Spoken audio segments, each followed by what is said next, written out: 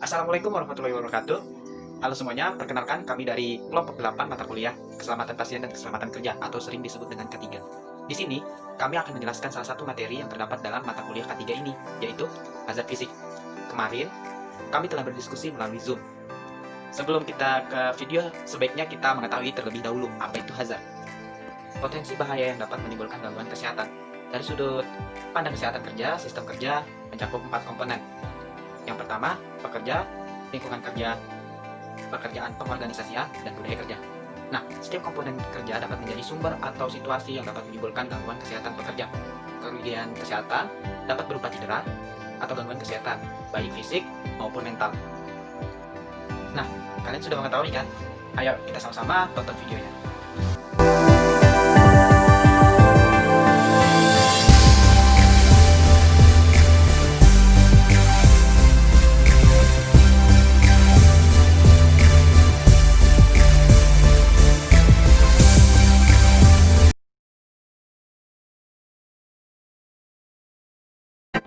Guys, kedengeran nggak? Kedengeran kok, Ki? Iya nih, ada apa sih? Aku ada bahan diskusi nih sama kalian, tapi bentar, aku share screen dulu ya. Nah, tuh lihat, aku baru nemu berita kalau ada rumah sakit yang kebakaran. Bahaya banget kan? Iya tuh, bahaya banget. Pasien kan niatnya pengen sembuh, malah jadi bisa tambah parah kalau seperti itu. Bahkan meninggal dunia. Ya, aku tahu dah pemikiran kamu, Kak. Iya, hazard fisik kan? Yap, bener banget. Jadi aku pengen tukar pikiran sama kalian tentang hazard fisik yang berhubungan dengan listrik. Soalnya di berita ini tuh dijelasin bahwa penyebab kebakarannya itu adalah karena korsleting listrik. Oke, dimulai dari aku ya. Jadi, sebelum kita lanjut ke poin utamanya, maka kita harus mengetahui nih, apa sih itu hazard atau yang biasanya disebut dengan bahaya. Hazard adalah semua sumber, situasi, ataupun aktivitas yang dapat menimbulkan cedera dan penyakit. Nah, ada 5 faktor hazard yang terjadi di tempat kerja, yaitu faktor biologis, faktor kimia, faktor fisik, faktor biomekanik, dan faktor sosial psikologis. Nah, lanjut ke hazard fisik. Nah, untuk hazard fisik yang dibahas oleh Erika tadi, yaitu hazard fisik yang ditimbulkan oleh listrik. Hazard fisik yang ditimbulkan oleh listrik itu biasanya disebut dengan hazard elektrikal. Hazard elektrikal adalah bahaya yang ditimbulkan oleh arus listrik. Sekarang pengetahuan masyarakat itu masih sangat awam dan kurang tentang pengetahuan bahayanya listrik. Nah, maka dari itu sering nih kalian dengarkan orang yang kecelakaan akibat tersetrum listrik sehingga mengakibatkan kematian, ataupun seperti yang kata Erika tadi, kebakaran karena arus pendek listrik. Nah, maka dari itu pentingnya sosialisasi mengenai bahaya listrik atau hazard listrik. Nah, pengetahuan tentang bahaya listrik tadi akan memberikan aware kepada masyarakat agar lebih berhati-hati saat melakukan kerja di tempat instalasi listrik. Nah, benar nggak nih teman-teman? Benar banget, Din. Listrik dan peralatan kelistrikan merupakan sebuah bagian dari kehidupan manusia di masa kini, dengan berbagai fungsi dan kegunaan dalam menunjang berbagai kebutuhan. Akan tetapi, peralatan kelistrikan memiliki risiko bahaya yang mengancam keselamatan diri. Standar pemasangan peralatan kelistrikan telah diatur dalam Standar Nasional Indonesia (SNI) Persyaratan Umum Instalasi Listrik (PUIL) 2011 sebagai upaya pemerintah untuk mencegah terjadinya kecelakaan yang diakibatkan oleh gangguan listrik. Penyebab kecelakaan kerja dapat digolongkan menjadi 2, yakni yang pertama, penyebab langsung (image causes). 2. Penyebab dasar (basic causes). Bahaya atau hajar dapat digolongkan berdasarkan jenisnya, yaitu yang pertama, hajar tubuh pekerja (somatic hajar). Yang kedua, hajar perilaku kesehatan (behavioral hajar). 3. Hajar lingkungan kerja (environmental hajar). Keren juga pemahaman Fahmi tentang hazard fisik. Tapi jangan lupa ya, penanganannya itu juga penting. Nah, penanganan masalah keselamatan kerja di dalam sebuah perusahaan itu harus dilakukan secara benar dan serius oleh seluruh pekerja. Karena banyak sekali penyebab dan faktor kecelakaan yang terjadi di tempat kerja. Seperti 1. Kelelahan. Yang kedua, kondisi tempat kerja dan pekerjaan yang tidak aman. Yang ketiga, itu kurangnya penguasaan terhadap pekerjaan tersebut. Dan itu tuh awalnya itu karena kurangnya training. Yang keempat, itu karakteristik pekerjaan itu sendiri. Nah, kayak gimana sih karakteristik pekerjaan yang dimaksud gitu kan? Itu tuh seperti kecepatan kerja, pekerjaan yang dilakukan secara berulang-ulang, pekerjaan-pekerjaan yang harus diawali dengan pemanasan prosedural, beban kerja, dan lamanya sebuah pekerjaan yang dilakukan. Aku mau tambahin tentang cara pencegahannya. Salah satunya yaitu dengan memasang proteksi buat keselamatan di tempat kerja. Proteksi untuk keselamatan sangat menentukan sebagai persyaratan terpenting untuk melindungi manusia dan peralatan yang ada di tempat kerja proteksi tersebut, yaitu proteksi dari kejut listrik, dari efek eksternal, dari arus lebih, dari tegangan lebih, dari tegangan kurang, dan juga dari penyaklaran.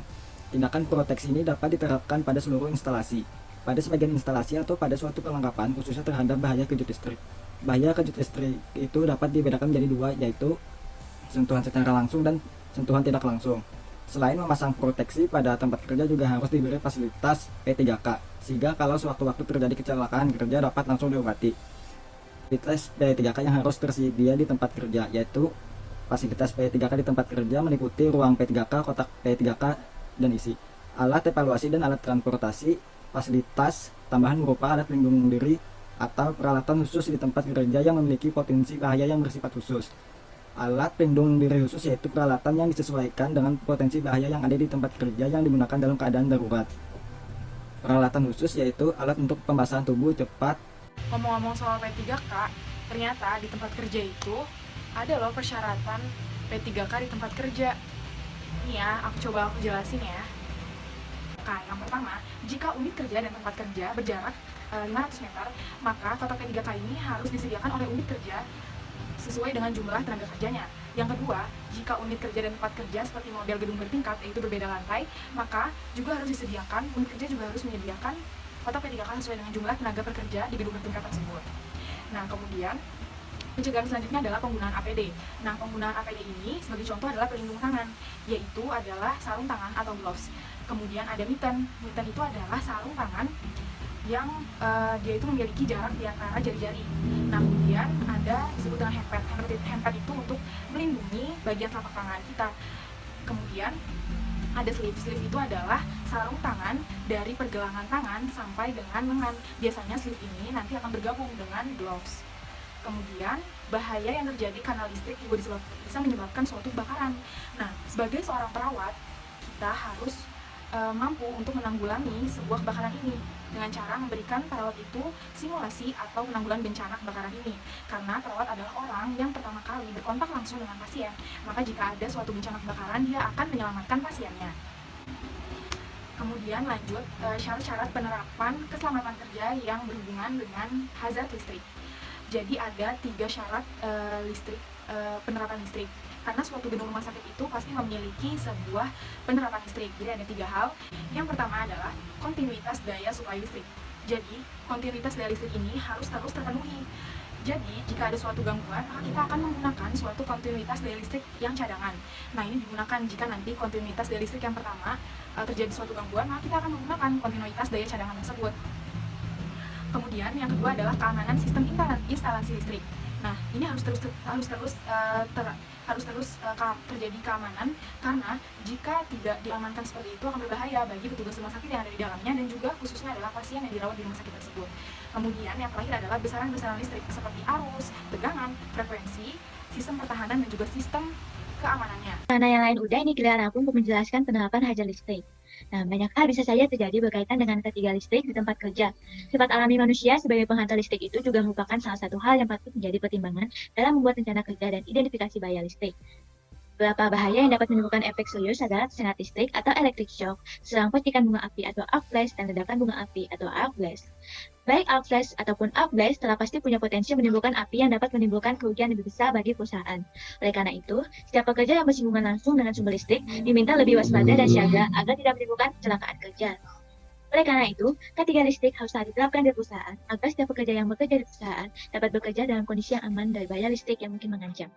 Beberapa prosedur ketiga listrik yang umum diaplikasikan yaitu: yang pertama, buat izin kerja untuk overhead power line, yaitu memperhatikan jarak atau radius aman dan aksi aman yang direferensikan ketika lifting equipment tersangkut ke kabel listrik di atasnya. Yang kedua, pakai Earth Leakage Circuit Breaker atau ELCB, yaitu perlengkapan yang berperan mengalihkan sengat listrik lewat cara pengaliran arus yang ke badan menuju ke grounding. Yang ketiga, yaitu pasangi semua sirkuit dengan pelindung ELCB. Sirkuit yang dilindungi oleh ELCB harus diuji setiap pagi 6 bulan sekali. Yang keempat, periksa cek validity. Sebelumnya, memakai alat listrik portable harus melakukan visual inspection atau inspeksi kasat mata dengan mengecek cek validity-nya. Mungkin ada kabel yang melupas, belum tidak komplit, dan sebagainya. Yang kelima, melakukan tagging per 3 bulanan sesuai standar internasional. Nah, melakukan pemeriksaan terhadap semua perlengkapan listrik setiap 3 bulan dan memberinya tanda atau tag alat yang masih layak digunakan dan belum bisa digunakan karena sedang dalam masa perbaikan atau perawatan adalah salah satu hal yang dapat melindungi pekerja dari kegagalan fungsi alat listrik. Dan yang terakhir atau yang keenam, tutup pelaksana listrik dengan panel atau switchgear yang mempunyai tujuan mengamankan perlengkapan listrik yang tidak mencukupi. Ya, itu dia tadi diskusi singkat dari kelompok kami. Dari diskusi tersebut dapat kita simpulkan nih bahwa hazard atau bahaya itu adalah segala macam situasi, sumber, dan aktivitas yang dapat berpotensi mengakibatkan cedera atau kecelakaan kerja. Nah, tadi kelompok kami itu lebih spesifik menjelaskan tentang listrik ya, bahaya tentang listrik, hazard fisik yang berkaitan dengan listrik atau disebut juga electrical hazard. Electrical hazard tadi adalah bahaya yang berasal dari listrik. Banyak banget contohnya tadi udah dijelasin. Yang pertama ada kayak kebakaran karena arus pendek, listrik kayak konsleting kan, terus ada kesetrum, dan itu sangat bahaya sehingga bisa mengakibatkan kematian. Nah, proteksi untuk keselamatan sangat menentukan sebagai persyaratan penting untuk melindungi manusia dan peralatan yang ada di tempat kerja. Proteksinya itu apa sih? Proteksi dari pertama kejut listrik, yang kedua efek termal, yang ketiga arus lebih, yang keempat tegangan lebih, yang kelima adalah tegangan kurang, dan yang keenam adalah pemisahan dan penyaklaran. Dari video tersebut, semoga tidak hanya kami yang mendapat manfaatnya, semoga kalian juga mendapat manfaatnya. Mohon maaf kalau ada kesalahan maupun sengaja atau tidak sengaja, kurang lebihnya itu dia video kami. Terima kasih. Assalamualaikum warahmatullahi wabarakatuh.